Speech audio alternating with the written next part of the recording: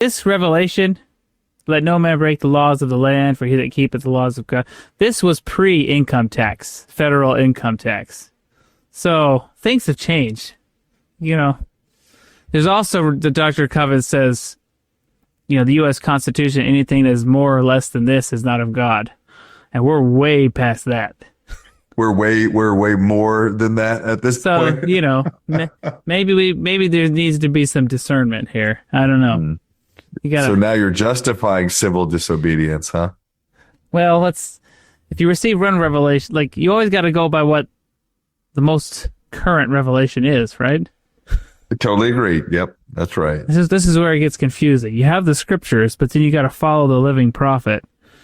And, like, you know, you just got to go with it. Don't go breaking the law and talking about it. Yeah, don't talk about it if you do. All right, that's the lesson for the day. What's weird though is that the law is designed to. It seems to me that the law is designed to try to get away with as much as you can and see what they come after. Because it's like, you don't pay your income tax for years, and then they come after you to throw you in jail, and you're like, well, can't we negotiate it? And they're like, okay, pay less. Isn't that weird? Because it's like, okay, So did you actually break the law, or did you just be extremely clever? Well, there's certainly some of that going around as well. That's, you know what I mean? Yeah. I don't know why we're talking about this. I'd like to say we're led by the Spirit, but I don't know sometimes. Okay, let's get to the good stuff. Anxiously engaged in a good cause. The title of this Come Follow Me chapter.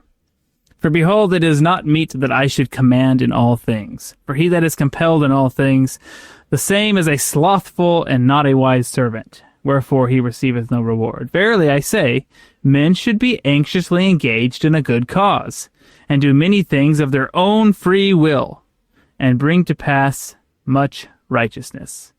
For the power is in them, wherein they are agents unto themselves. And inasmuch as men do good, they shall in no wise lose their reward. I mean, this is the eternal principle right here. This is agency. This is eternal progression. This is what God is really trying to get us to become, or is just agents, autonomous in our priesthood and our authority, in our stewardships. And we have to do many good things of our own free will, without being compelled or commanded. This is a higher gospel than we're used to, than we're conditioned to thinking the gospel is. Okay, I think it's unfortunate, but I think the church is trying to get away from this as fast as they can. They're trying to crawl out of it, out of the hole we're in. But the church, there was this culture of letter of the law, law of Moses type culture, where it's like checklist mentality, live the commandments or else.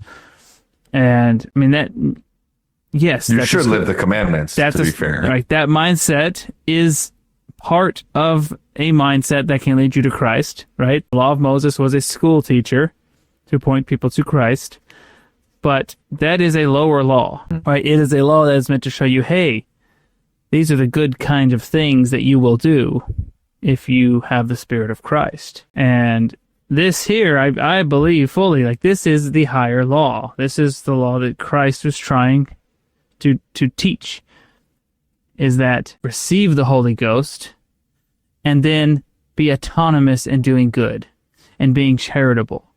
And be the light in the world on your own through a personal relationship with your Heavenly Father, through personal revelation that you receive daily. Live by that. And if everyone does that, well, that's Zion. Thank you for watching. If you found this content spiritually enlightening, please like, comment, and subscribe. Like the gospel, these little things make all the difference, and it helps the algorithm push out better content for everyone to enjoy on YouTube.